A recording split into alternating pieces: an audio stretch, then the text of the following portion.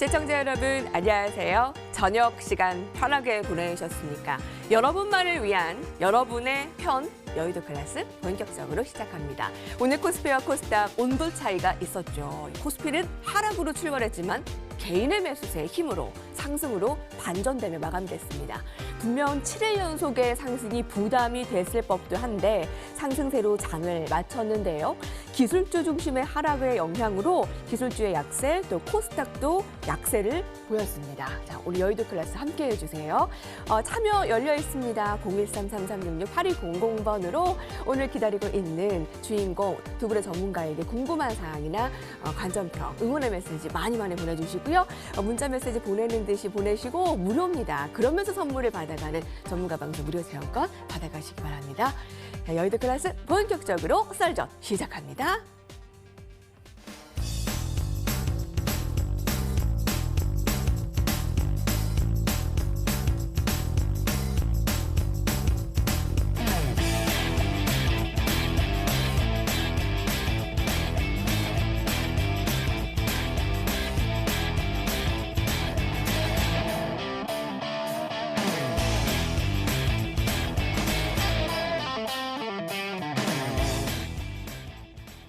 자, 오늘의 여의도 클래스 주인공을 소개합니다. 우리나라 경제 증시 분석을 이끌어갈 브레인 박재현 전문가, 시황의 최고 전문가 이서구 전문가님께서 나오셨습니다. 두 분 안녕하십니까? 안녕하세요. 네, 안녕하세요. 어서 오십시오. 오늘은 뭐 도로 통제가 되지 않았죠? 오늘 여유롭게 오셨어요. 지난번에 또 기억하니까 머리가 아프는데. 요새 박재현 전문가의 인기가 여기저기서 실감을 하고 있습니다. 여러분들께서 굉장히 많이 사랑해 주시는데 좀 시황이 좀 잘 됐다라고 보세요? 아니면 좀 섹터 분석을 좀 더 잘했다라고 보세요? 사실 저는 시황 보는 걸 좋아하는데 네. 근데 사실 여러분들이 저를 사랑해 주시는 건 섹터 분석이 더 많은 것 같아요.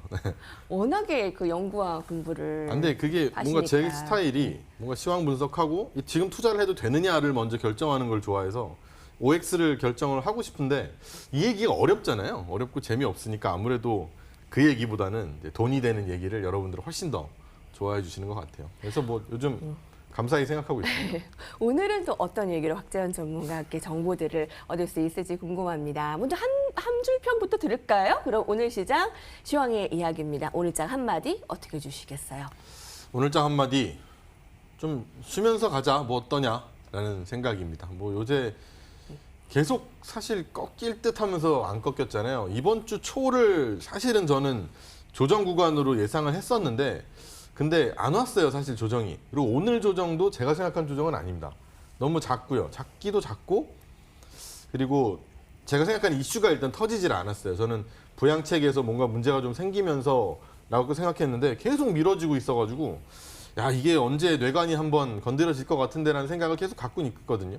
그래서 항상 좀 조심하시고요. 이제 저희 항상 얘기했던 압축된 포트폴리오를 항상 사용을 좀 하셔야 된다라는 거 잊지 마시고 항상 대세에만 따르는 투자만 하셔도 지금은 큰 뭐 혼란은 없으실 거로 봐요. 오늘 같은 경우도 뭐 삼성전자가 올라버리고 삼성바이오로직스가 올라버리니까 증시는 이건 좋은 것 같은데 종목은 사실 굉장히 안 좋은 이런 하루였잖아요. 그런 걸 보면 좀 더 지금 당분간만이라도 조금 더 압축된 포트를 가져가셨으면 좋겠다라는 생각입니다. 예, 한마디 들었습니다. 이서구 전문가님 이번 주에 나오셔서 내일은 또 옵션 만기일이고 쉬어갈 법도 하다. 하지만 쉬어가는 거 괜찮다, 기회다라고 얘기해 주셨는데 오늘 변함 없으신지요? 예, 같은 맥락입니다. 잠깐 그리고 차트를 저는 보면서 말씀을 드리겠습니다. 차트 잠깐 보시죠. 어제 말씀을 드렸을 때 단기 조정 가능성 이번 주 수목금에서 나올 수 있다라고 말씀을 드리면서 코스피 같은 경우에는 2,390포인트까지 조정 가능합니다. 1차. 그리고 2차는 2,370포인트까지 가능합니다라고 말씀을 드렸는데 오늘 최저점이 2,393포인트입니다. 예, 일단은 뭐 1차 매수 권역에 와서 다시 끌어올렸는데요. 일단은 증시는 뜨거운 것 같습니다만 내부를 들어가면은 상당히 차갑네요. 오늘 체감 지수가 상당히 낮았거든요. 그래서 체감 지수는 낮아지는 증시인데 종목은 몇 종목 뜨거운 종목이 있었다. 이렇게 이제 단기적으로 그렇게 말씀드릴 수 있겠습니다. 내일 옵션 마감일이고 그리고 주변 환경을 보면은요. 일단 이 옵션 마감일 전후 해서 오늘 코스닥 같은 경우에는 하락폭이 2.5%까지 장중에 빠지는 그런 흐름이 나왔거든요. 네. 그렇게 놓고 보면은요. 잠깐 차트 한번 잠깐 보시죠. 차트 보시면은요. 코스닥 같은 경우에는 장중 2.75% 하락을 했고요. 쭉 빠졌습니다. 이런 점에서 놓고 보면은 실 구간은 분명히 쉬는데 거래소 같은 경우에는 아직도 치열하게 옵션에서 포지션 싸움을 벌이고 있어서 막판에 장중에는 쭉 떨어졌지만 장 후반 들어서 좀 끌어올리는 그런 흐름을 좀 보여줬다라는 점에서 놓고 보면은 아직도 치열한 옵션 마감 전쟁이 있습니다. 이렇게 만약에 된다라면은요. 금요일까지도 변동성은 커질 수 있다라고 생각을 합니다. 그렇기 때문에 매수에 적극적으로 하기보다는요. 아직까지 이번 주는 좀 방어적으로 약간은 기다리는 것이 맞지 않을까라는 판단입니다. 그동안 제가 계속 강조를 해놓은 자 아니었습니까? 그런데 여태까지 고고고를 외치다가 여기서 잠시 쉬었다 가실게요 라고 하는 그런 한마디로 요약하면 그렇습니다. 잠시 쉬었다 가실게요.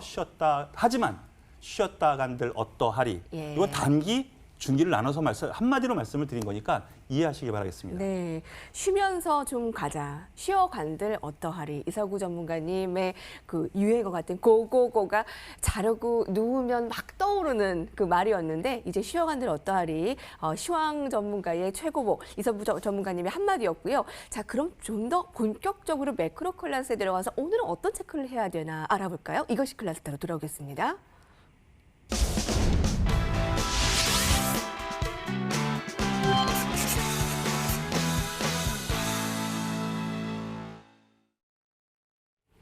네, 여러분께서는 너튜브와 또 문자 메시지 TV로 저녁 시간 함께 해주고 있습니다. 자, 013-3366-8200번으로 여러분들의 의견을 빠짐없이 저희가 체크하고 물어보고 또 관전평도 같이 놔두고 응원의 메시지도 나누겠습니다. 전문가 방송 무료 체험권 기다리고 있으니까 많은 참여 기다릴게요. 자, 오늘의 매크로 클래스 꼭 짚고 넘어가야 할 시황의 포인트는 어떠한 주제로 압축이 되었을까요? 주제 공개! 네, 피곤해 보이는 증시 과열일까? 아니, 우리 증시를 보는 우리도 이렇게 피곤하고 긴장되고 강심장이 되어야 하는 상승장인데 증시도 분명히 피곤을 느낄 법합니다. 오늘 또 오르네? 자고 일어나니 또 오르네? 오늘도 한개 벌써 8일째이고 연고점 랠립니다. 자, 증시 과열에 대한 부분 두 분의 뜨거운 이야기가 굉장히 궁금한데요. 먼저 박지원 전문가께서 의견 좀 주실까요? 제 얘기는 막 뜨겁진 않고요. 이제 과열이냐라고 생각하는 사람도 많죠. 근데 왜냐하면 일단 주식은 많이 올랐죠. 정말 많이 올랐고 우리가 피부로 느낄 수 있는 거나 아니면 뭐 우리나라 그냥 경제를 이렇게 보더라도 이거는 뭐 거의 망하기 직전 같은 느낌도 분명히 나는데 근데 지수는 잘 오르고 미국도 뉴스를 신문을 막 이렇게 보다 보면 뭐 제대로 된 게 아무것도 없는 것 같고 뭐 나쁜 얘기만 자꾸 나오는 것 같은데 지수는 자꾸 올라가고 뭐 신고가니 뭐 이런 얘기 자꾸 나오니까 분명히 지금은 이 실물 경기와 주가 간의 괴리가 벌어졌다. 세상의 모든 괴리는 맞춰지게 되어 있거든요. 그럼 이 괴리가 나오니까 주가 변동성이 너무 빨랐던 거고 이제는 조정이 와도 아마 크게 올 거다라고 생각하는 게 이제 꽤 많은 분들이 이야기를 하고 있는 논리예요. 근데 반대 이야기를 하고자 합니다. 사실 제가 생각할 때는 이 실물 경기와 주가 사이의 괴리가 생각만큼 그렇게 크지가 않습니다. 뭐 아니라면 제 말이 틀리다면은 과열이 맞고요. 조정이 나올 수도 조정이 아주 크게 나올 수 있겠지만 어떻게 보면 지금부터 기껏해야 뭐 10%나 나올까요? 그것도 안 나올 것 같아요. 왜냐하면 사이클이라는 거는 사이클이 무너지는 걸 이제 10% 이상 막 주가가 이제 주저앉으면 사이클이 무너졌다고 얘기를 하는데 지금 코로나를 겪고 나서의 상황을 한번 생각을 해보시면 우리가 코로나를 겪으면서 무슨 경제 지표 같은 거 나올 때 있잖아요. 그럴 때마다 뉴스에는 사상 최악의 한 번도 겪지 못한 뭐 이런 얘기를 많이 했단 말이죠. 뭐 미국의 뭐 신규 실업 수당 청구 건수 있잖아요. 그런 것만 보더라도 뭐 처음에 원래는 한 20몇만 건 이렇게 나오는 게 정상 수치거든요. 근데 갑자기 막 660몇만 건까지 막 치솟아 한 주 만에 치솟아 오르고 이러니까 이런 건 본 적이 없다. 그래서 막 모든 차트를 보면 다 이렇게 생겼죠. 막 난리가 난 것처럼 생겼는데, 근데 그 최악의 경제 지표가 지나가고 반등 서프라이즈 지수도 또 서프라이즈 지수가 나올 때도 또 사상 최고의 한 번도 보지 못한 서프라이즈 지수 이랬단 말이죠. 그러니까 우리가 뭐 골이 깊으면 산이 높고 산이 높으면 골이 깊다 뭐 이런 얘기를 하는 것처럼 비슷합니다. 이게 사실은 최악의 경제 지표를 겪고 나면 이 리바운드도 굉장히 큰 편이에요. 원래 그렇습니다. 근데 주가도 비슷해요.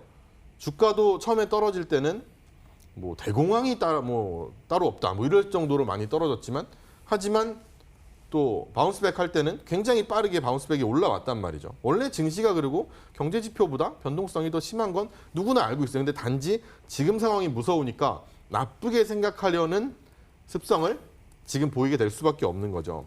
그래서 서프라이즈 지수하고 증시의 밸류에이션을 보면은 사실은 그렇게까지 다르진 않습니다. 왜냐하면 서프라이즈 지수라는 게 앞으로 잘 될 거야라는 뜻이거든요. 근데 앞으로 잘 될 거야라는 상승과 그런 이제 괜찮을 것 같아라는 하는 기대 지수와 네. 그리고 주식도 앞으로 잘 될 거야라는 게 사실은 증시의 이제 가격으로 나타나는 거란 말이죠. 증시도 급격히 같이 올라왔거든요. 그러면 아직까지는 사실 뭐 실적이나 이런 걸 보면 좀 한심하죠, 그죠? 이런 상황에서 이런 실적이 나왔으니 큰일 났다. 이럴 정도로 우리도 한숨이 푹푹 나오는데, 그런데도 불구하고 주가가 막 뛰니까 밸류는 엄청 높아지거든요. 네. 그럼 밸류가 높아지면 고밸류다, 고매수다, 과매수다 이런 얘기가 나오면서 조정을 원래 받아야 되는데 그렇지가 않다라는 거예요. 사실은 서프라이즈 지수가 사상 최고치로 뛰는 것처럼 증시도 이상한 반등일지 우리가 보기엔 그럴지 모르겠지만 역사적으로 봤을 때는 그 밸류가 그 밸류라는 거죠. 사실은 어차피 지금 돈을 못 버는데 주가가 올랐으니까 밸류가 높이 뛰는 것처럼 서프라이즈 지수도 어차피 똑같다라는 겁니다. 그래서 앞으로 뭐 경제나 실적이 안 좋을 수 있다, 뭐 이런 뭐 생각도 충분히 할 수 있어요. 근데 그거는 실물 경기에 대한 현재 지금 자체를 보고 평가를 하는 경제학자라면 얼마든지 그렇게 평가할 수 있다고 생각을 해요. 그럼 그 말이 틀렸냐? 그건 절대 아니죠. 맞는 말입니다. 아주 맞는 말이고 지금은 굉장히 과열돼 있는 구간이라고 생각할 수 있어요. 하지만 2분기에만 보더라도 실적이 서프라이즈 난 기업들이 많고, 우리가 최악이라고 생각했을 때 서프라이즈를 냈다고 하면은 그 기업들에 대해서 메리트를 줘야 되는 것도 많고 그만큼 고밸류를 주는 것도 맞거든요. 그러면 오히려 우리가 조금만 버티면, 우리가 이 코로나를 지나면서 무슨 얘기를 했었냐면, 지금 당장 너무 실적이 망가지지 않거나 아니면 아예 서프라이즈가 나오거나 아니면 무조건 3분기에 튀어오를 수 있는 그런 기업을 찾아보자 라는 얘기를 저뿐만이 아니라 모든 사람이 다 했단 말이에요. 근데 왜 나타나니까 두려워하냐 이거죠. 나타나면 환호를 해줄 필요도 있는 거거든요. 그 환호를 지금 하는 구간이라고 생각하고, 물론 이제 뭐 피곤함을 느낀다고 하면 조금 쉬어갈 수는 있겠지만 사실 큰 조정이라고 생각하지는 않습니다. 그래서 뭐 여러 가지 시장 중에서 특히 뭐 반도체, 2차 전지 같은 경우에는 말도 안 되는 정말 상승이 나왔었죠. 그리고 CMO 시장 같은 경우에도 무조건 커질 거라고 했었고, CMO 시장이 커짐에 따라서 주가도 반등을 하고 있고, 그리고 심지어 우리가 생각했던 기준선이라는 게 코로나 이전이거든요. 그 코로나 이전보다 더 올라왔단 말이에요. 그거에 대해서 피로감은 얼마든지 느낄 수 네. 있지만 사실 이게 잘못된 게 아니라는 거죠. 경기가 서프라이즈가 났듯이 이 서프라이즈라는 건 기대거든요. 지금 보면 아무것도 없어요. 그냥 나중에 잘 될 것 같아 이거거든요. 근데 기업도 똑같거든요. 그걸 생각한다면 사실 이 밸류나 저 밸류나 같다라는 겁니다. 그래서 너무 무서워하진 않으셨으면 좋겠다라는 겁니다. 증시가 코로나 이전 상황으로 돌아갈 때부터 경기가 실물이 이렇게 안 좋은데 뭐 연고점 랠리 이러면서 과열에 대한 얘기가 꾸준히 나왔었죠. 상식적으로는 접근 불가능한 시장이었습니다. 마치 추세에 따라 그 몸을 맡겼어야 되는데 그러기에는 정말 심장이 강했어야 돼요. 그래서 저희 두 분께서, 저희 출연자분들께서 그 중심을 잡아주는 역할을 했는데, 저희 몇 주 전부터 고고고를 외치고 지금은 좀 무서워도 같이 매수해야 합니다. 이렇게 좀 따라가고 종목들 수익이 났는데, 자, 지금부터 굉장히 중요하겠네요. 자, 이서구 전문가님, 오늘 체감이 많이 좀 낮으셨을 거라고 말씀 주셨잖아요. 네. 조금 더 구체적으로 좀 말씀해 주실까요? 그런 단기적으로 저는 말씀을 드린 거고요. 어제 말씀드렸었던 부분, 일단 먼저 단기적으로는 조정 가능성 충분히 있는 상태라는 점을 먼저 말씀을 드리고, 중기적으로는 충분히 여기서 더 간다라고 저는 말씀드립니다. 목표가 얼마요? 올해 목표가 3,000포인트요. 예. 예, 8월 달이 2,500포인트라고 제가 7월 달에 말씀을 드렸고요. 예. 연말 목표가 3,000포인트는 충분히 갈 수 있다. 그런데 여기서 꺾어버리면 안 되겠죠. 하지만 지금 2,500포인트 근처까지 그렇게 왔었죠. 오늘 또 고점을 개신했으니까 거의 다 왔다라고 칠 수 있는 부분인데요. 여기서 장중 변동성은 점점 커지고 있습니다. 그렇기 때문에 저는 단기적으로 앞서 말씀드렸었던 것처럼 옵션 만기일 핑계 좋아. 그렇기 때문에 변동성 요인 충분히 있다라고 볼 수가 있겠고요. 거기에서 첫 번째로 생각할 수 있는 것이 우리나라 증시는 이렇게 강한데요. 가장 먼저 생각해야 될 부분이 상품가 급락에 대한 부분입니다. 금 가격이 일단은 부러졌다고 표현은 할 수는 없는데 일단 신호는 하락 신호를 좀 줬거든요. 네. 그런데 금 가격이 부러질 거냐? 저는 부러지지는 않을 것 같습니다. 대반등 나올 것 같아요. 더군다나 산업에 뭐 이렇게 더 많이 쓰이는 은 같은 경우에는 아주 초급락을 했거든요. 그런 점에서 놓고 보면 단기 변동성 요인이 여기서 하나 생겼다라는 점. 그리고 두 번째, 잠깐 환율 잠깐 보시죠. 네. 인덱스입니다. 달러 인덱스. 지금 원달러 환율이라기보다는 달러 인덱스를 보시면은요. 급속하게 빠졌죠. 급속하게 빠졌습니다. 이렇게 빠졌는데 제가 보기에 일단 바닥은 잡은 것 같습니다. 그렇기 때문에 변동 요인은 바닥은 잡았으면 최소한 더 빠지지는 않고 어느 정도 반등이 들어올 가능성이 있다라고 생각을 하면은 이 글로벌 증시에서 아시아권의 증시는 약간 조정 가능성을 공통되게 가질 수 있다라는 것을 저는 근거로 삼는 거고요. 그런데 여기서 더 갈 요인은 후차적으로 좀 말씀을 드리겠습니다. 이거 아주 중요한 내용인데요. 네. 앞에서 설명을 드렸는데 저는 다른 시각으로 봅니다. 더 갈 수밖에 없는 시각. 각국의 중앙은행을 별명을 뭐라 그러죠? 인플레이 파이터라 그럽니다. 인플레이션과 싸웁니다. 인플레이션, 즉 물가가 오르는 것을 제일 싫어합니다. 그래서 그걸 막기 위해서 뭐를 해요? 금리를 인상시키거나 금리 조절을 합니다. 그리고 유동성을 공급을 합니다. 그런데 지금 별명이 바뀝니다. 이게 아마 역사상 처음일 것 같은데요. 디플레이션 파이터로 바뀌는 것 같습니다. 미국에서 이미 회자가 되고 있습니다. 중앙은행은 디플레이션 파이터다. 왜 그러냐? 지금 미국 같은 경우, 연준 같은 경우요. 마이너스 금리를 절대로 원하지 않습니다. 여기 마이너스 금리까지 가면은 이거 나중에 주체할 수가 없어요. 그러면은 뭘로 조절을 할 거냐? 야, 그래, 인플레이션을 허용하자. 그렇게 되면 이 팁스라는 투자 갭이 벌어지거든요. 그러면은 금리 인상 효과가 어느 정도 나타나게 됩니다. 그런 점에서 놓고 보면은요. 이러한 부분, 미국에서도 흐름 자체가 그래, 유동성을 막을 수는 없어. 그리고 앞으로 더 풀 것 같아. 근데 물가가 내리면 경기 침체가 돼. 그러면 인플레이션을 시켜야 되겠지? 이렇게 되는 거거든요. 근데 물가가 또 계속 내려간단 말이죠. 이러한 부분이라서 생각을 하면은 증시가 부러지면 큰일 나는 겁니다. 왜? 인플레이션이 될 때까지. 네. 안 될 때 디플레이션일 때 여기서 주가가 꺾인다? 그러면은 이거는 엄청난 급락이 나올 겁니다. 그렇기 때문에 정부의 정책적인 흐름 안에서 이것은 부양책을 부러질 듯 하면은 부양책 내보내고 해서 견인할 가능성이 아주 크다라고 생각이 되는 것이죠. 그리고 제가 바로 이 방송에 나오는 첫날 자산 인플레이션이라는 부분을 제가 처음 말씀을 드렸습니다. 맞아요. 그거를 가만히 생각을 해보시죠. 만약에 100원에 4개인 사탕이 있었습니다. 그러면 한 개당 25원이죠. 근데 사탕은 4개예요. 근데 돈이 300원 생겼어요. 그러면 그걸 4개를 사기 위해서 25원 내겠다 그러면 팔겠습니까? 옆에 애가 나 50원 줄 건데 할 거거든요. 그럼 4개당 계산하면 75원이에요. 73원이에요. 그렇다면은 이 주식 시장에 돈이 공급이 계속 되고 있습니다. 네. 지금 50조가 넘고 있고 계속 증가를 하고 있는데 IPO를 비롯한 그런 유통되는 주식 수는 그렇게 많이 안 늘어나고 있거든요. 경기가 안 좋다고 보니까. 그런 점에서 놓고 보면은 이러한 부분, 자산 인플레이션은 아직도 진행 중이다. 중기적으로는 좋다. 그러면 투자 전략에서 어떻게 생각을 해야 되느냐? 이거 높게 팔 생각을 하지 말고 낮게 살 생각을 해야 된다. 단, 뭐 저희 같은 전문가 같은 경우, 네. 뭐 높게 사고 다시 사줄 수도 있잖아요. 낮게. 예, 그래서 전문가가 필요한 거겠죠. 그렇기 때문에 예, 우리 박지현 전문가 회원들 많이 참석하시길 바라겠습니다. 네, 갑자기 네. 결론은 바로 여기로 갑니다. 네, 이렇게 됐는데 네, 중기적으로 이서구 전문가님이 올해 코스피 3,000까지도 바라보고 있습니다. 여러분 올해 8월 여름에 막 2,500까지 얘기하셨을 때 아마 저희 첫 출연하셨을 때 7월 달 초만 하더라도 에이 설마 지금이 2,200, 2,500? 근데 이게 하는 사이에 정말 2,500까지 왔단 말이에요. 이정우 전문가님의 시황이 지금 3, 4주 넘게 이렇게 증명이 되고 있단 말이에요. 처음에는 그냥 지켜보셨겠지만 계속 매수를 같이 하신 분들께서 아마 증명이 되실 건데 일단 중기적으로는 3,000포인트 가량. 박재현 전문가께서는 그럼 역사적 최고점 근접해가는 코스피 추가 상승 여력은 좀 어떻게 보세요? 좀 쉬어가더라도 좀 네. 목표를 어느 정도로 둘 수 있을까요?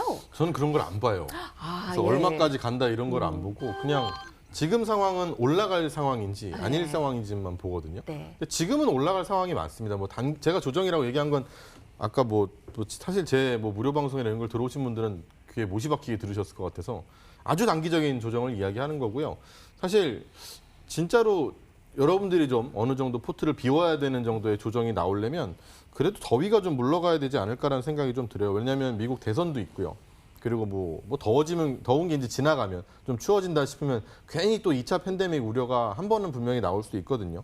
또 환절기 되면 면역력 떨어지니까 사망자가 늘어난다고 하는데 충분히 가능한 이야기라고 하니까 그런 분위기가 좀 흉흉해질 수가 있잖아요. 그리고 지금 생각보다 트럼프하고 바이든하고 나름 또 접전이라고 해요.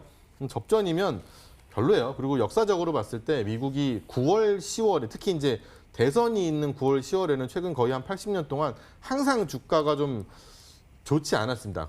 아주 많이 나쁘진 않았는데 조금 떨어졌거든요. 그래서 그거를 좀 감안을 하신다면 그래도 8월, 9월 한 초중순까지는 그래도 괜찮은 의시겠지만 그 이후에는 어느 정도 조정을 좀 생각하셔야 되지 않을까라고 예. 생각하고 있어요. 근데 포인트를 딱 보는 건 사실 저는 그걸 보질 않습니다, 전혀. 자, 그러면 지금은 올라갈 거냐 내려갈 거냐 사실 이게 반만의 위력으로 이게 정말 정확한 거잖아요. 근데 지금은 올라가는 시장.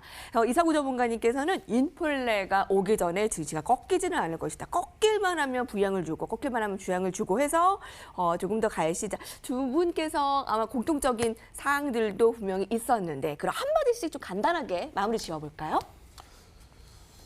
일일비하지 말자라고 하겠습니다. 증시 격언이네요. 정말 그야말로. 네, 그냥 좀 무던하게 계신다면 사실 이 시간이 그냥 지나가 버릴 거라고 저는 생각을 하거든요. 너무 이렇게 어떡하지라는 생각을 안 하시면 괜찮을 것 같아요. 이사구 전문가님. 예, 앞서 잠시 언급은 했었는데요. 잠시 쉬었다 갈게요. 쉬었다 간들 어떠하리? 이 말로 압축을 하겠습니다. 이것이 클래스다. 매크로 클래스 정리하고요. 여러분 오늘 몇몇 튀는 종목들 보였죠? 이거 꼭 짚고 넘어가야 되지 않을까요? 트렌드 클래스 바로 넘어갑니다.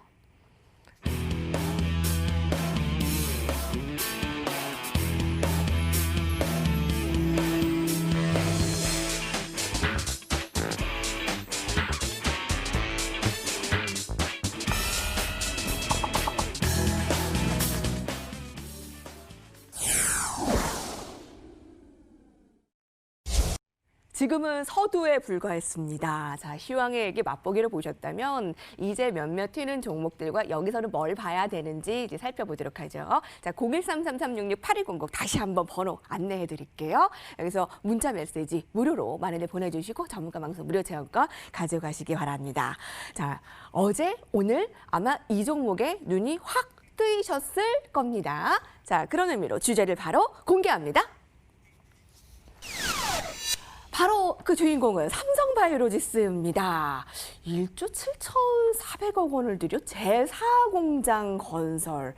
과연 이 시장의 주도권을 글로벌에서 어느 정도로 잡게 되고 이게 어떤 의미가 있는지 박재현 전문가께서 한 번 연구하면은 놓지 않잖아요. 또 이거 그쵸. 어떤 연구를 해오셨을까 궁금하네요. 또 빡세게 갖고 왔습니다. 자, 일단 이번에 삼성바이오로직스가 이제 공장을 증설한다고 하는데 사실 공장 증설 얘기는 제가 이 방송에 나와서 삼성바이오로직스를 소개시켜드린 적이 있어요. 그때 이제 4공장 증설이 나올 거라고 말씀을 드렸었고 이유는 그렇죠. 근데 똑같은데 그냥 1, 2, 3공장 꽉 차니까 어떻게 4공장 지어야지. 4공장을 짓는데 네. 바보도 아니고 왜 지어? 주문이 밀려들어서 미칠 것 같으니까 짓는 거란 말이에요, 사실은. 그러면 일거리가 많다는 뜻으로 그냥 보시면 되는 거고 그러면 너네는 대체 얼마나 대단한 캐파를 갖고 있는 거야? 이 공장이 지어지면 세계 1등입니다. 지금도 1등인데 내년에 역전이 될 거라서 내후년에 2022년에 이게 공장이 다시 세워지면 다시 1등이 될 거예요. 근데 이번에 지어지는 공장을 좀 보시면 25만 6천 리터 규모의 4공장 신설을 한다고 해요. 네. 자, 굉장히 엄청난 시설인데 사실은 이것까지 다 하게 되면 이제 62만 리터의 동물세포 배양 설비를 엄청난 확보하게 거죠. 됩니다. 화면을 하나 볼까요? 화면 하나 보면서 볼 텐데 자, 저기에 있는데 3공장까지는 이제 18만 리터에 원래는 저 정도 지을 줄 알았어요. 4공장도 저 정도 되겠구나 했는데 근데 2위 사업자가 15만 리터짜리를 또 짓는 바람에 안 되겠다 싶어가지고 그냥 엎어버리자 이렇게 된 것 같아요. 상당히 크게 지었는데요. 저것까지 다 하면 이제 1, 2, 3, 4 공장을 다 합치면 62만 리터가 조금 안 돼요. 조금 안 되면 저만큼으로 전 세계 CMO 설비의 30%를 점유하게 됩니다. 그러니까 전 세계에 100리터가 있으면 30리터가 삼성바이오로직스가 갖고 있는 설비라고 생각하시면 돼요. 다음 그림 하나만 볼게요. 네, 동물세포 배양 설비가 잘 돼요. 일단 기본적으로 장사가 굉장히 잘 됩니다. 저기 보시면 이제 막대로 되어 있는 게 프로덕션 캐파시티고요. 그러니까 생산할 수 있는 캐파를 얘기하는 거고 저 점 하나 찍혀 있는 게 보이시죠? 저 점이 뭐냐면 유틸라이제이션 레이트니까 이용되는 비율입니다. 근데 2017년으로 찍혀 있을 때는 프로덕션 캐파시티는 그렇게 높지가 않은데도 별로 많지 않은데 유틸라이제 그러니까 사용되는 것도 많지 않았죠. 그죠? 근데 2022년이 되면 그 캐파가 용량이 엄청 늘어나는데도 불구하고 캐파가 거의 사용되는 게 퍼센트가 80% 가까이 돼요. 네. 바이오 시장에서 바이오 공장은 80% 정도 되면 그 공장은 꽉 찼다고 얘기를 합니다. 사실 지금 삼성바이오로직스 1, 2 공장도 80몇 프로 돌아간단 말이에요. 공장 가동률이. 그 정도면 다 찬 거거든요. 그러면 2022년이 돼서 완공이 된다고 하더라도 수주는 꽉 차요. 어차피. 그럼 뭐 매출이 무조건 늘어난다고 볼 수가 있겠죠. 근데 좀 너무 비싸지 않냐라고 해서 이제 걱정하시는 분들도 있어요. 이제 뭐 1조 7,400억이거든요. 네. 근데 1, 2, 3 공장을 다 합산을 해봐야 그 건설된 비용이 1조 9천억이에요. 근데 1조 7,400억이니까 아 이거는 좀 너무 비싼 거 아니냐라고 생각을 할 수가 있는데 뭐 그렇진 않다고 합니다. 일단은 이 회사 같은 경우에는 현금도 굉장히 많고요. 현금 보유량만 8천억이 있고 매년 발생하는 이익으로 메꾸면 되기 때문에 사실 돈을 빌리지 않고도 차입금 없이도 건설을 할 수 있을 것 같고 혹시 필요하다고 하더라도 요즘 금리가 워낙 낮아서 뭐 자금 조달하는데 뭐 큰 문제 없을 것 같기도 하고요. 그래서 앞으로 이제 최근에 뭐 바이오 아웃소싱도 굉장히 좋습니다. 특히 이제 코로나 이후에 제가 이런 걸 좀 보자고 하고 싶은 건데 뭐냐면 코로나가 터졌어요.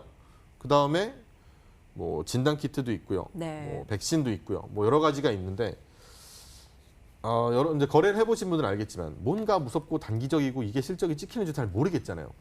근데 이제 거기에 나는 한번 용기를 내보겠다. 그거를 제가 뭐 비난하고 싶지는 않아요. 그런 투자가 있는 반면에 이게 발생이 되면 언젠간 약이라는 게 나오기도 하고 나오기 전에 실험도 합니다.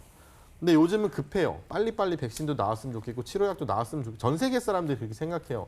그래서 어떻게 하냐면 약이 어느 정도 만들어질 것 같다 해서 3상 실험할 때쯤 되면 이미 약의 레시피는 다 있단 말이에요. 그럼 그 약을 미리 CMO에 넘겨서 만들어버립니다. 생산을 해놔요. 해놨다가 3상이 실패했다. 아니면 뭐가 잘못됐다 실험 결과가. 그러면 그 약도 폐기해버립니다. 이런 식으로 빨리 어쨌든 이러다 성공하면 그 약 만든 걸로 바로 팔면 되니까. 이런 식으로 굉장히 빨리 앞당기고 있거든요.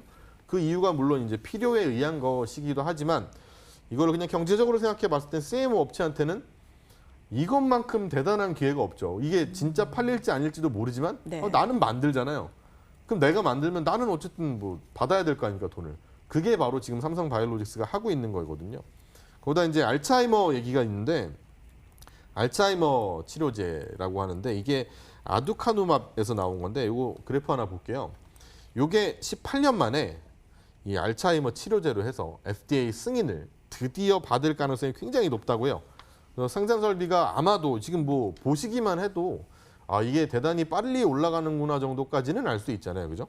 그러면 이게 만약에 부족해진다면 이 생산 설비가 부족해진다면 삼성바이오로직스가 지금 건설을 시작해서 2년 후에는 시운전을 할 수 있게 되는 그때가 되면 사실은 굉장히 좋은 게 아닌가라고 생각이 들고 다음 그림 하나만 더 볼게요.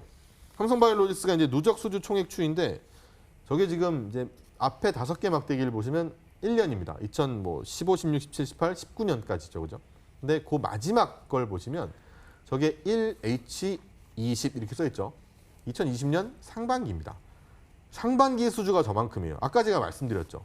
요즘은 약을 굉장히 아웃소싱을 많이 하는 시기라고. 그리고 이 시기가 꽤 오래 갈 수밖에 없게 지금 되어 있거든요. 그러면 저 막대기를 예를 들어 그냥 뭐 예상치라고 할게요. 그냥 예상치로 저걸 2배를 해볼게요. 그리고 2020년에 전체 익스펙테이션이라고 봅시다. 그러면 딱 보는 저렇게 보면 그냥 좀 늘어나네지만 저게 반기라고요. 마지막 막대기가. 저걸 2배만 늘린다고 해도 사실은 와 이걸 내가 몰랐어라는 생각이 분명히 드실 것 같거든요. 네. 지금은 어쩌면 이런 시대라는 거죠. 어쩌면은 이런 CMO 회사들이 뭐 워낙에 바이오 여러분들이 막 개발도 많고 뭐 하면은 막 다들 이제 거기에 대해서 환호를 많이 하잖아요. 그 환호가 이제는 어느 정도 시간이 지나면 사실은 정말 개발을 하는 건지에 대한 불안감보다는 사람들한테는 이게 바이오라고 얘기하지만 거의 제조업에 가깝잖아요. 그래서 이제 삼성바이오로직스도 처음에 삼성그룹에서 야 반도체 만들던 회사가 무슨 약을 만들어 네. 이런 말을 다 했단 말이에요. 근데 거기다 돈을 쏟아붓는 걸 보니까 말도 안 되게 쏟아붓고 공장은 막 계속 짓고 있고 이러니까 네. 쟤들이 뭐 하는 건가 싶은데 삼성전자의 최고 특기가 요즘 뭐 뉴스에 많이 나오죠. 파운드리란 말이에요. 파운드리가 반도체 설계를 하는 게 아닙니다. 반도체를 설계를 해주면 누가 그 레시피라고 하죠. 그 설계 도면을 주면 그걸 갖고서 네, 알겠습니다 하고 돌아와서 신나게 만들어서 왕창 갖다 주는 게 사실 파운드리가 하는 일이란 말이에요. 그러면 삼성바이오로직스가 굳이 무슨 이 약을 뭐 어떻게 뭐 개발을 그럴 필요 있나요? 그냥 그쪽에서 준 대로 만들어서 대신 최고의 수율로 최고의 안정성 있게 잘 만들어서 납기까지 잘 갖다 주면 되는 거 아니에요. 그거를 제일 잘하는 게 삼성그룹이고 삼성바이오로직스거든요. 그러니까 네. 우리나라가 선두권이 될 수밖에 없어요. 어차피 이 4공장이 가동되는 시기가 2024년 정도로 보고 있는데 아까도 말씀드렸죠. 2위 사업자가 베링거 인겔하임이라고 있는데 얘네가 내년에 15만 리터를 신설을 해요. 그렇게 되면 이제 2021년이죠. 내년에 45만 리터가 됩니다. 그러면 45만 리터니까 지금 한 35, 6만 정도 리터를 하고 있는 삼성바이오로직스보다 커지는 거죠. 근데 이번에 아예 그냥 25만 리터짜리, 26만 리터짜리를 그냥 제대로 지어버리니까 다시 1위를 차지할 거예요. 전 세계 CMO 시설에서 30%가 삼성바이오로직스인데 예. 우리나라 CMO에 대한 뭐 외국인들이 됐든 기관들이 됐든 그 분위기가 안 좋아지기가 쉽지 않을 거라고 생각을 합니다. 그래서 네. 좋아질 거라고 생각을 하니까 여러분들도 꼭 삼성바이오로직스가 아니어도 우리나라 이런 기업이 몇 개 있어요. 이런 기업들 한번 주목해 보시면 네. 좋지 않을까라고 생각합니다. 그야말로 삼성바이오로직스의 통 큰 투자입니다. 왜 유명한 말 중에 너는 계획이 다 있구나. 다 계획이 지금 삼성 반도체에서 약에서 이재용 부회장의 초격차 의지를 반영하는 이 삼바. 특히 코로나19로 기업 투자가 위축된 상황에서 이 통 큰 투자가 이뤄져 의미가 되게 크다라고 하는데 자. 증권가에서 목표가를 줄줄이 쌈바 올리고 있습니다. 오늘 종가가 84만 3천 원이잖아요. 이제 100만 원 넘는 목표 주가는 이제 거의 일상화가 됐어요. 삼성증권에서 95만 원에서 100만 원, KTB투자증권에서 85만 원에서 100만 원, 한투에서 84만 원에서 100만 원, 키움증권에서 86만 원에서 92만 원으로 줄줄이 올려잡고 있는데 자, 이성우 전문가님 어떻게 봐야 됩니까? 일단 저는 바이오 전반적으로 지금 만지기는 좀 어렵지 않냐라는 게 저의 기본적인 바탕입니다. 그래요? 예, 바이오 전반적으로 10년치를 끌었었다라는 게 제 기본적인 전제를 깔고 있기 때문에 하지만 앞에서 말씀을 하셨는데요. 이 종목 같은 경우에는 지금 위탁 생산이잖아요. 공장이에요. 그래서 위탁을 갖다가 해가지고 그만큼 만들어놓은 쾌파를 만들어 놓으면 당연히 제조업으로 봐야 되겠죠. 저도 같은 생각이고요. 그래서 더군다나 이 상승장에서 성장기 산업에 있어서 공장 증설은 엄청난 호재입니다. 향후 예상 매출이 급격하게 늘을 걸 갖다가 미리 이익 추정치를 따져주거든요. 그렇기 때문에 주가 반영은 더 될 것은 분명합니다. 그렇기 때문에 충분히 더 올라갈 요인은 분명히 있지만은요. 바이오 전체적으로 일단은 저는 좀 높은 주가 레벨이 부담인 거는 분명히 있다라는 점은 기억을 하셔야 될 것 같습니다. 네. 네, 자 여의도 클래스가 오늘 이 삼바에 대해서 수박 겉핥기식이 아니라 공부를 시켜줘서 좋다라고 하시는데 저희 뭐 지난주에 24전지 특집도 너무나 반응이 좋았는데 오늘 삼바를 두 분께서 어떻게 결론을 주실지 굉장히 궁금합니다. 한마디씩 들어볼게요. 박재원 전문가님. 삼성바이오로직스를 한마디로 정의하자. 네. 아, 이거는 예상치 못했던 질문인데 자, 생각을 해보겠습니다. 삼성바이오로직스는 딱 한마디로 얘기하면 되겠네요. 좀 전에 우리 이석호 대표님이 얘기했던 거를 살짝 카피해서 갖고 올게요. 삼성바이오로직스는 여러분들이 생각하는 바이오 뭐 신약 개발 어떤 이게 아닙니다. 제조업체라고 보시면 되고 그야말로 공장이다라고 생각을 하시고 그 공장을 늘린다면 심지어 이렇게 큰 돈을 들여서 공장을 늘린다면 그러면 다 생각이 있는 거겠죠. 양쪽에서 다 뽑아오니까 딱 한마디가 되네요. 네, 공장이니까 공장이 늘어나는 거에 대해서 좋게 생각해 주셨으면 좋겠습니다. 네, 이석호 전문가님께서도 한마디 주실까요? 저도 오늘 많은 걸 배우지만 딱 귀에 꽂히는 게 아까 하나 있었어요. 반도체 파운드리를 생각하시면 아주 쉬울 겁니다라는 것이 제 귀에 딱 꽂혔는데요. 파운드리, 바로 그 부분으로 해석을 저도 오늘 배우고 갑니다. 그거를 한번 기준으로 감고요. 성장기 산업에 있어서 공장 증설은 호재고 주가 상승의 원동력이 된다라고 말씀을 드리겠습니다. 예. 자, 저희 라운드 3 넘어가기 전에 좀 궁금한 질문이 될 수도 있고 또 저희 돌발 질문으로 드리는 그 질문이 두 분께서 어떻게 대답을 주실지도 궁금한데 한국의 그 CMO 산업이 정말 이렇게 각광을 받고 투자가 커지고 그리고 이제 30%의 점유율이 삼바가 가지고 있다면 삼바 이외에 또 눈여겨볼 만한 기업이 어떤 게 있을까요? 라는 거에는 어떻게 의견을 주시겠어요? 눈여겨볼 만한 기업이요? 네네. 이거는 근데 찾으면 너무 쉽게 나오긴 하는데 뭐 바이넥스라고 하는 기업도 있고 그리고 셀트리온도 있고 뭐 이렇게 있어요. 근데 사실은 뭐 이렇게 얘기하면 너무 편파적인 것 같아서 이렇게까지 얘기를 드리고 싶지는 않은데 저는 아까도 이제 뭐 이런 기업들이 몇 개 있거든요. 찾아보세요라고 했는데 그냥 삼성바이오로직스 보면 되죠. 사실은 왜냐하면 우리가 지금 일단은 기업 설명은 다 드렸으니까 굳이 뭐 더 드리진 않겠습니다만 다음번에 이제 여러분들 수급 같은 거 보고 싶으면 전 차트는 안 보거든요.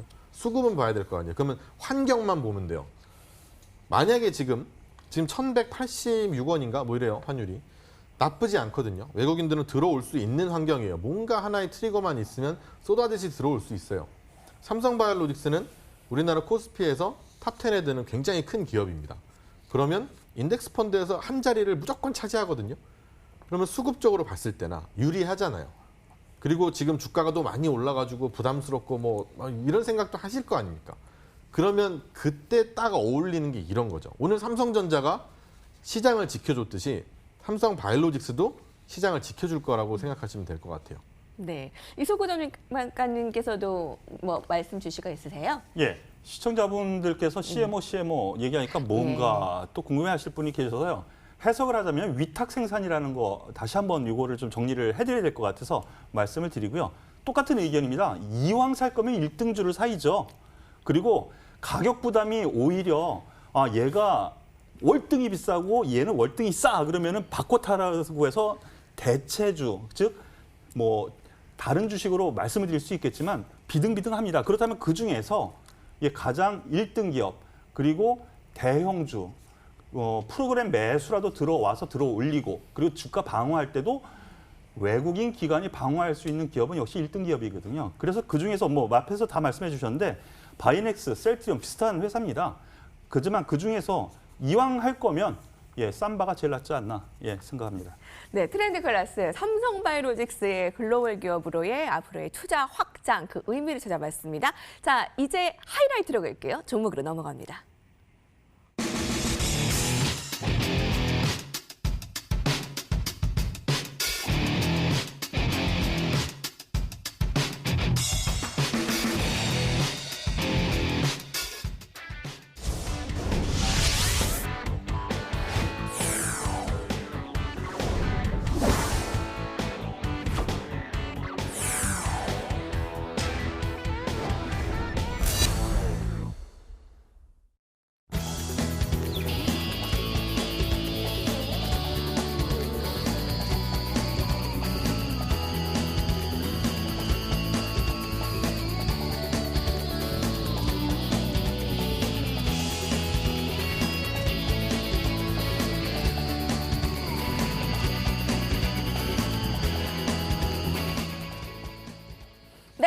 수익률 보셨습니다. 저희 앞서 제대로 샀다면 별일 아닐 거야를 다시 한번 생각해보면 마음이 급하다고 아무거나 사면 안 된다라고 해석을 할 수가 있어요. 저희 7월에 이 종목들, 저 종목들, 정말 갈만한 종목들, 박재현 전문가, 이서구 전문가님의 종목이 여러분 이렇게 수익이 저희가 예상한 것보다 너무나 감사하게도 좋은 성과를 내고 있습니다. 박재현 전문가 하면 가장 떠오르는 종목? LG화학이죠. 네. 2차 전지는 제 심장이라고 떠오를 해서. 수밖에. 네, 2차 전지는 박재현 전문가의 심장이래요. 근데 그것만큼 이렇게 수익이 너무 잘 나서 정말 다행히 감사하고요. 오늘은 그 에코프로를 한번 볼까요? 네, 에코프로도 사실은 뭐 친환경 쪽이어서 이게 그 에코프로 BM이 있잖아요. 그래서 2차 전지하고 완전 떨어질 수가 없는데 요즘 보니까 왜 너는 맨날 2차 전지만 갖고 그러냐 하는데 저는 그쪽 산업이 정말 잘 될 거라고 얘기를 하거든요. 그래서 에코프로도 사실은 에코프로 BM을 원래 먼저 했다가 그다음에 이제 갈아탄 종목이란 말이에요, 사실은. 근데 이 에코프로 같은 경우에는 환경 쪽을 하는데 여기 사업이 생각보다는 잘 되고요. 그리고 밑에 이제 자회사로 갖고 있는 데들이 되게 잘 돼요. 계열사로 이제 에코프로 재미라고 있는데 여기도 환경 부분만큼 요새 매출이 나오고 뭐 BM은 뭐 말할 것도 없고 양극재 쪽에서 워낙 잘하니까. 그래서 이 그룹 내가 전부 다 요즘 분위기가 좋습니다. 그래서 에코프로를 제가 뭐 얼마에 여기서 말씀을 드렸는지는 사실 기억이 잘 안 나는데 근데 지금도 여전히 그 분위기는 이어갈 수 있다고 보고요. 네. 어느 정도 조정이 나온다고 하더라도 제가 사실 뭐 차트를 그렇게 열심히 보면서 줄을 그어드리는 스타일이 아니기 때문에 아직은 업사이드가 남았다라고 생각을 해요. 조금 더 갖고 계시면 제가 네. 또 나와서 또 한번 리뷰를 해드리도록 하겠습니다. 31,000원대 매수에 목표가를 4만 원에 줬는데 이미 목표가는 한참 전에 뛰어넘었고요. 네. 46,000원인데 좀 더 우상향 바라보고 있네요. LG화학과 에코프로, KMW 그리고 나노신소재가 가장 최근에 제시가 된 종목인데 지금 이틀 만에 이렇게 수익이 탑5 안에 들었어요. 오늘 근데 급락을 해서 네. 근데 저렇게 급등을 했다가 급락이 오늘 같은 경우로 너무 심하게 나올 경우에는 사실 바로 다시 돌아오지 못하면 정리를 하시는 게 맞습니다. 제가 네. 저게 나중에 뭐 또 급등을 해가지고 그럼 또 여기다가 이제 자료로 쓰고 뭐 이러면 이제 나 잘했다 뭐 이렇게 하면 좋은데 사실은 그렇게까지 하고 싶지는 않고요. 만약에 내일도 돌아오지 못한다면 사실은 바로 정리를 하시는 게 훨씬 좋을 거라고 생각을 해요. 그렇군요. 네, 나노신소재 어떻게 다 같이 곁들어서 AS를 받게 됐네요. 7월 종목이 너무 좋았기 때문에 8월 종목도 굉장히 기대가 되는 모양새입니다. 자, 7월 종목 특히 이서구 전문가님 뭐 일진다이아, NH 한국사이버결제 등등의 상승이 두드러졌는데 오늘은 최근에 얘기한 현대건설기계가 궁금합니다. 라고 네. 해서 AS를 이 부분 한번 볼게요. 내용으로 놓고 보면은요. 앞으로 좋아질 수밖에 없는 기업이다라고 먼저 말씀을 드리겠습니다.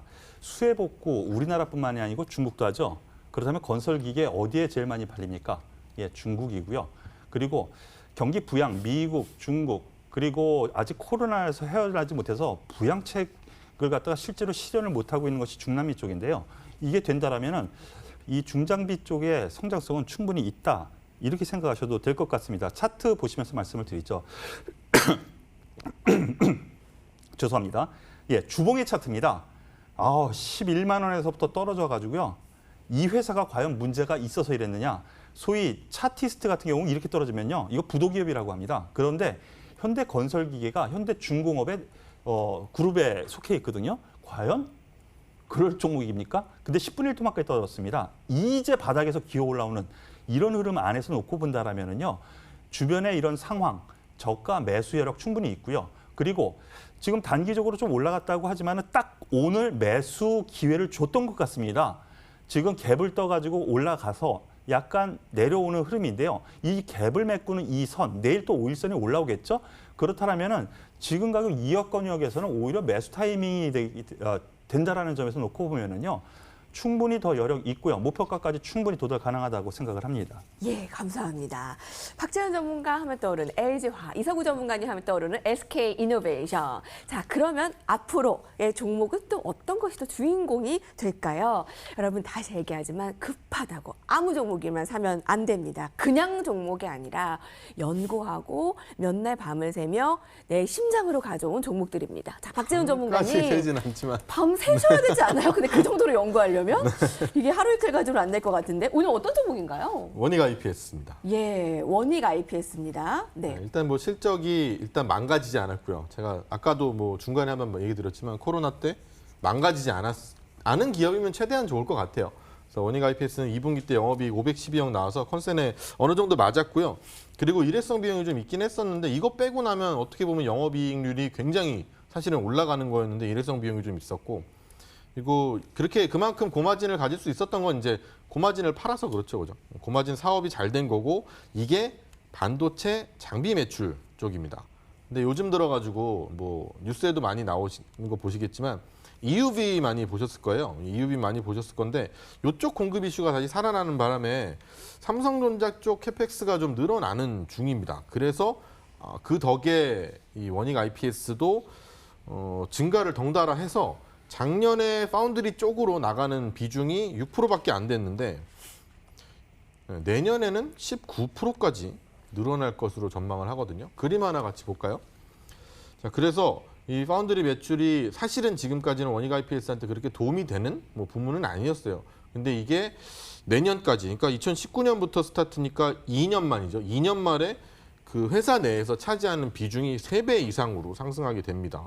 그리고 이제 올해부터는 또 SSD 수요도 좋은데 이거는 이제 신규 게임 콘솔이 있는데 여기에 고용량 SSD가 들어가서 그쪽 고객사에서 주문이 많이 늘어나고 있는 중이라고 하니까 뭐 좋고요. 근데 SSD까지는 안 봐도 사실은 파운드리 수요만 보더라도 지금은 사실 원익 IPS의 가격대는 뭐 비싸지 않다라고 충분히 볼 수 있을 것 같아요. 네. 그래서 가격대는 지금부터 보셔서 한 45,000원 수준까지 보시면 될 것 같고 네.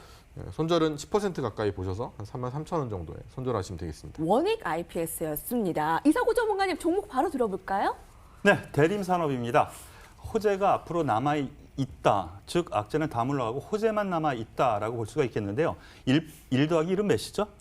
2죠. 그런데 이 종목 같은 경우에는 1 더하기 1은 3일 것 같습니다.